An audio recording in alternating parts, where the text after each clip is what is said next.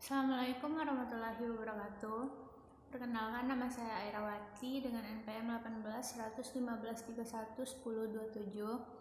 Saya akan menganalisis tentang ujian tengah semester teknik evaluasi perencanaan dengan dosen dari Yusri STMT jurusan perencanaan wilayah dan kota. Di sini saya akan menjelaskan tentang cost benefit analysis, di mana cost benefit analysis adalah proses perbandingan biaya yang diperkirakan dengan manfaat yang berkaitan erat dengan pembuatan keputusan untuk menentukan apakah keputusan yang akan dibuat tersebut masuk akan atau tidak dari perspektif bisnis.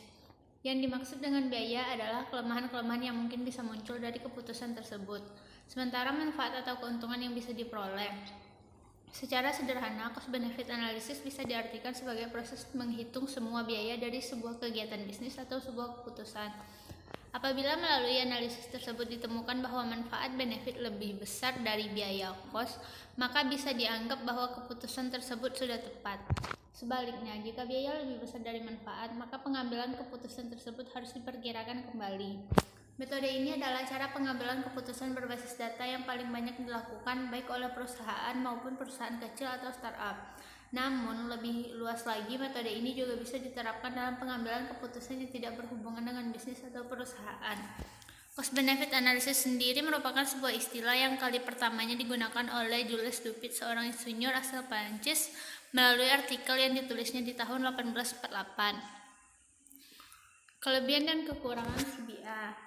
Beberapa kekuatan analisis biaya manfaat adalah biaya dan manfaat diukur dengan nilai uang sehingga memungkinkan analisis untuk mengurangi biaya dari manfaat. Analisis biaya manfaat memungkinkan analisis melihat lebih luas dari kebijakan atau program tertentu dan mengkaitkan manfaat terhadap pendapat masyarakat secara keseluruhan. Analisis biaya manfaat memungkinkan analisis membandingkan program secara luas dalam lapangan yang berbeda. Beberapa keterbatasan analisis biaya manfaat adalah tekanan yang terlalu eksklusif pada efisiensi ekonomi sehingga kriteria keadilan tidak dapat diterapkan. Nilai uang tidak cukup untuk mengukur daya tanggap karena adanya variasi pendapatan antar masyarakat. Ketika harga pasar tidak tersedia, analisis harus membuat harga bayangan yang subjektif sifatnya. Tahapan CBA. Menurut Lawrence dan Merz 2004, tahapan dasar dalam melakukan analisis biaya manfaat secara umum meliputi penetapan tujuan analisis dengan tepat, penetapan perspektif yang dipergunakan, mengidentifikasi biaya dan manfaat, menghitung, mengintimidasi, mengkalahkan dan mengkuantifikasi biaya dan manfaat, memperhitungkan jangka waktu, menguraikan keterbatasan dan asumsi. Metode CBA. Pada dasarnya untuk menganalisis efisiensi suatu proyek, langkah-langkah yang harus diambil adalah menentukan semua manfaat dan biaya dari proyek yang akan dilaksanakan, menghitung manfaat dan biaya dalam nilai uang, menghitung masing-masing manfaat dan biaya dalam nilai uang sekarang. Metode Payback Period atau PP. Metode ini mencoba mengukur beberapa cepat investasi bisa kembali. Metode NPF, metode ini menghitung selisih antara nilai sekarang investasi dengan nilai sekarang penerimaan kas bersih di masa yang akan datang. Metode NPB, nilai bersih sekarang. Proyek yang ada efisiensi adalah proyek yang manfaatnya lebih besar daripada biaya yang diperlukan. Nilai bersih suatu proyek merupakan seluruh nilai dari manfaat proyek dikurangkan dengan biaya proyek pada tahun yang bersangkutan. Metode perbandingan manfaat dan biaya atau BCR. Dengan kriteria ini, maka proyek yang dilaksanakan adalah proyek yang mempunyai angka perbandingan lebih besar dari 1. Evaluasi kebijakan konservasi kota kecil LASEM Kabupaten Rembang. Konservasi adalah suatu dasar dalam merancang sebuah kota. Konservasi kota dinilai sebagai salah satu upaya dalam melestarikan sejarah suatu kota. Dengan mempertimbangkan konservasi kota dalam rencana juga dapat digunakan sebagai alat untuk mereduksi pembangunan yang tidak terlalu dibutuhkan. Konservasi kota merupakan faktor inti dalam kebijakan dan strategi daerah kota lama atau bersejarah. Dalam konservasi kota tidak dapat dilepas dari suatu regulasi atau peraturan. karena merupakan hal utama dari perencanaan konservasi. Pada proses pembuatan kebijakan harus mempertimbangkan faktor-faktor lain yang mungkin mempengaruhi masa depan lokasi konservasi. Kebijakan yang ada harus mampu mengkomodir mekanisme untuk menyeimbangkan keberlanjutan konservasi dalam jangka pendek maupun panjang. Akan menjadi semakin sulit untuk melestarikan warisan budaya yang telah dibangun, terutama pada daerah perkotaan yang berkembang. Perlu adanya harmonisasi antara bangunan baru dengan bangunan lama, sehingga membutuhkan sebuah acuan peraturan. Tantangan yang bisanya dihadapkan dalam menangani warisan budaya yaitu berada pada kekuatan ekonomi dan kebijakan. Kota Lasem merupakan salah satu kota kecil yang sudah memiliki komitmen sebagai kota pusaka Indonesia. Pada kenyataannya, banyak bangunan bersejarah lainnya yang memang belum ditetapkan sebagai bangunan cagar budaya, namun memiliki arsitektur khas sehingga perlu untuk dilestarikan. Di sisi lain, dengan adanya peninggalan-peninggalan sejarah di Kota Lasem ini, berpotensi untuk adanya pengembangan wisata yang didukung dengan kondisi geografis Kota Lasem yang dilalui Jalan Pantura. Berkaitan dengan konservasi kota, sering memiliki kendala terkait kebijakan. Penilaian kriteria evaluasi kebijakan konservasi. Hasil penilaian yang telah diurutkan berdasarkan pembobotan yaitu urutan ke-1 adalah persebaran bangunan bersejarah dan latar belakang lingkungan. Kedua adalah izin mendirikan bangunan. Ketiga adalah penggunaan lahan. Keempat adalah peraturan bangunan. Kelima adalah peningkatan lingkungan perkotaan.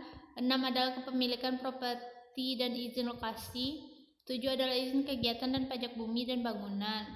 Dapat dilihat pada grafik di bawah.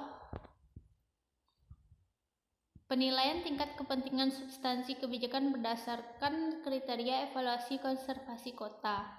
Dalam upaya melakukan tujuan dari penelitian ini yaitu evaluasi kebijakan konservasi kota, perlu dilakukan terlebih dahulu penilaian tingkat kepentingan substansi kebijakan berdasarkan kriteria evaluasi kebijakan konservasi kota.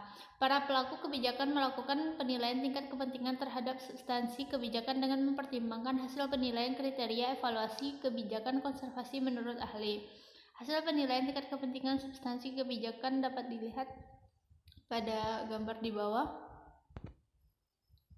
Setelah diketahui nilai kepentingan di setiap substansi kebijakan, kemudian akan dilakukan kategorisasi. Kategori akan terbagi menjadi 3 yaitu prioritas tinggi, prioritas sedang, dan prioritas rendah dengan jumlah substansi kebijakan yaitu 8 substansi pembagian. Kategori ini akan merujuk pada rumus 2,66. Dengan demikian kategori prioritas seperti pada tabel, di mana 0 sampai 2,66 yaitu prioritas tinggi, 2,67 sampai 5,33 prioritas sedang, dan 5,34 sampai 8 prioritas rendah. Berdasarkan perhitungan nilai kategorisasi yang dilakukan, maka substansi kebijakan dapat dikategorisasikan ke dalam 3 kategori, yaitu prioritas tinggi. Substansi kebijakan 1 yaitu memberikan pembinaan substansi kabupaten kota dalam penyusunan RTBL kawasan pusaka.